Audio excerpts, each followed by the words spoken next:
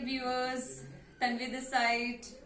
Last chapter में मैंने आपको फेडरलिज्म के बारे में बताया था। फेडरलिज्म क्या होता है और उसके की फीचर्स क्या होते हैं। Today's our topic is routes to establish federalism.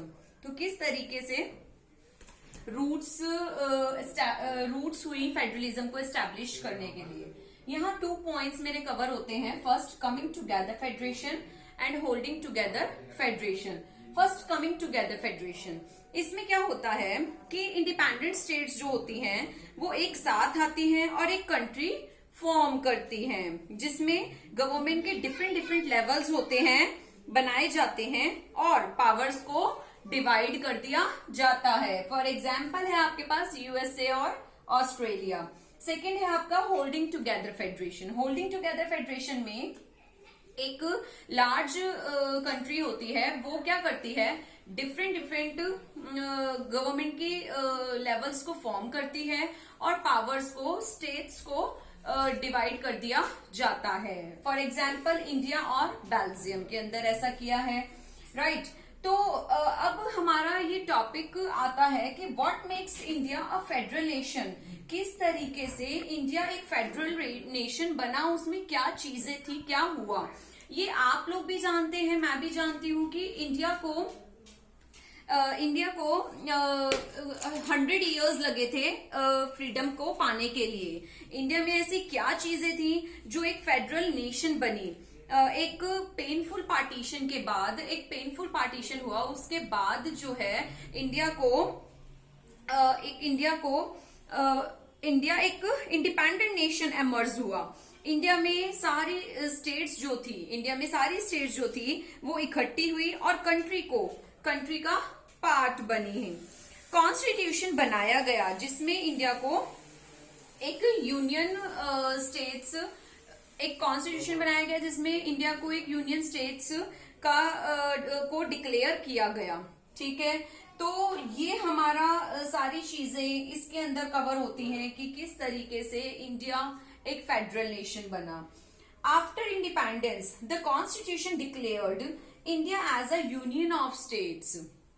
Constitution जब डिक्लेयर हुआ उसके बाद इंडिया जो था वो यूनियन ऑफ स्टेट्स बना। मैंने आपको अभी यही बताया कि पहले क्या था कि इंडिया में अलग अलग स्टेट्स थी, ठीक है। वो आफ्टर मुगल्स और आप ये कह लीजिए कि ब्रिटिश शासन के बाद ब्रिटिश शासन से पहले ही हर एक जो स्टेट थी वो अपने आप में स्वतंत्र थी, अपने आप में फ्री थी, ठीक है। तो बाद में क्या हुआ, जब कॉन्स्टिट्यूशन फॉर्म हुआ तो अलग डिफरेंट जो स्टेट्स थी इंडिया की वो एक एमर्ज हुई और पूरी जो स्टेट्स थी वो मिलकर एक कंट्री फॉर्म हुई, ठीक है। तो यही चीज मैं आपको समझाना चाहती हूँ कि आफ्टर इंडिपेंडेंस बहुत सारी चेंजेस हुई। सेकेंड पॉइंट को बताने से पहले मैं आपको ये बताना चाहती हूँ, इसमें फेडरेशन वर्ड वो यूज नहीं हुआ, ठीक है, बट जो सारे प्रिंसिपल थे वो फेडरलिज्म पे ही बेस्ड थे।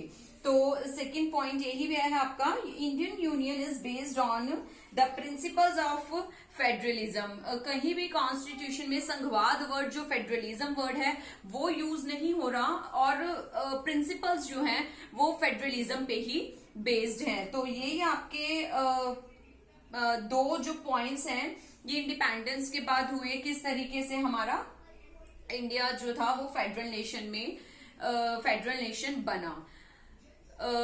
तो फिर नेक्स्ट टॉपिक में मैं आपको कराऊंगी, नेक्स्ट टॉपिक में मैं आपको पावर डिस्ट्रीब्यूशन बताऊंगी। अब मैंने आपको बताना है 3 टायर सिस्टम ऑफ गवर्नमेंट में 3 तरीके की गवर्नमेंट होती है। First central government, second state government, third panchayat, ठीक है। तो पंचायत को हम लोकल गवर्नमेंट भी बोलते हैं। तो सेंट्रल गवर्नमेंट जो होती है वो ओवरऑल पूरी कंट्री को गवर्न करती है, राइट। स्टेट गवर्नमेंट जो होती है वो स्टेट को गवर्न करेगी, अपनी स्टेट के जो सीएम्स होते हैं वो अपनी स्टेट को गवर्न करते हैं कि किस स्टेट में कैसा क्या चल रहा है, राइट। अब हमने गवर्नमेंट तो फॉर्म हो गई, बट अब क्या होता है ये तो हमने डिस्कस ही नहीं किया कि कौन सी गवर्नमेंट क्या काम करेगी। इसके लिए हमने पावर डिस्ट्रीब्यूशन का टॉपिक उठाया है, जहां ये बताया गया है, ये 3 तरीके की लिस्ट है जहां ये बताया गया है कि कौन सी गवर्नमेंट क्या काम करेगी। तो ये जो आपका आते हैं 3 लिस्ट है, मैंने आपको यहाँ शो की है एक फ्लो चार्ट से, यूनियन लिस्ट, स्टेट लिस्ट और कॉन्करेंट लिस्ट। यूनियन लिस्ट सबसे पहले हम डिस्कस करेंगे। यूनियन लिस्ट, यूनियन लिस्ट में फर्स्ट पॉइंट इंक्लूड होता है including subjects related to national importance. जो इस पॉइंट में उन्हीं सब्जेक्ट्स को क्या किया गया था, सब्जेक्ट्स को इंक्लूड किया गया था जहां जो नेशनल के लिए, जो नेशन के लिए आपकी इंपॉर्टेंट है, जो आपके राष्ट्र के लिए इंपॉर्टेंट है, उन्हीं सब्जेक्ट्स को इंक्लूड किया गया। फॉर एग्जाम्पल बैंकिंग हो गया, डिफेंस हो गया, करंट अफेयर्स हो गए, करेंसी हो गई, तो इन्हीं को इंक्लूड किया गया।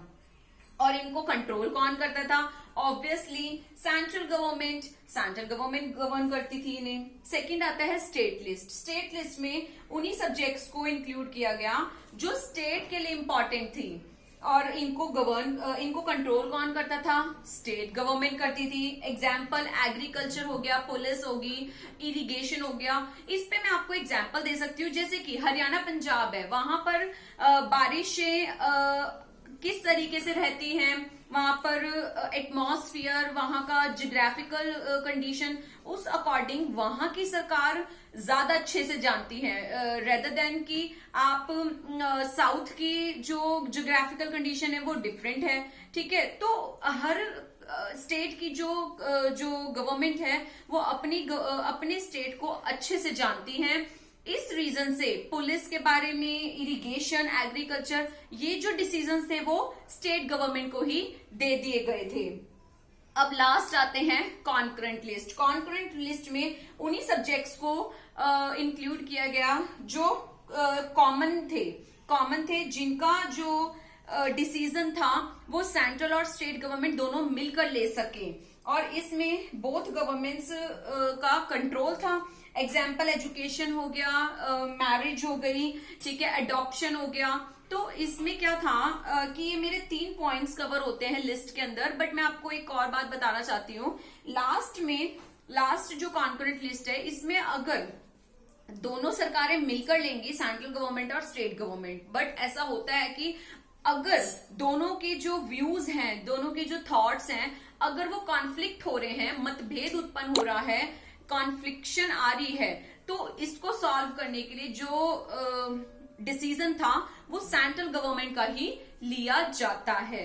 तो आज ही मैंने आपको 3 टायर सिस्टम बताया, रूट्स बताई मैंने आपको। तो आज के लिए प्लीज व्यूअर्स इतना ही, और प्लीज मेरे चैनल को सब्सक्राइब करें, लाइक करें और बेल आइकन को दबाना ना भूलें, ताकि मैं आपके लिए नेक्स्ट चैप्टर, नेक्स्ट टॉपिक्स लेकर आ सकूं और उस पे आप मुझे अच्छे व्यूज दे सकें। Thank you.